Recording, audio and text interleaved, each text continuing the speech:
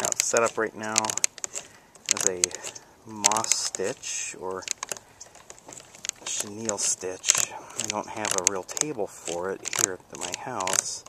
I have access to one. It came with one, I just didn't take it with me. It's at my storage, so if you want it, it's all yours.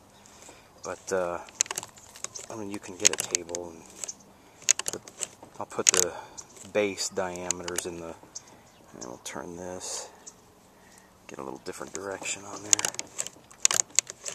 You can see that it runs good, or runs well, and direction is good, the gearing is good in it.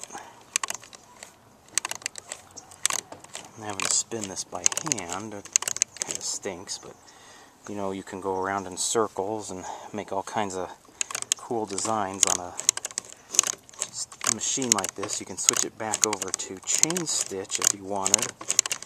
You just have to turn the oh shit, no harm. So you'll definitely need a table of your own though.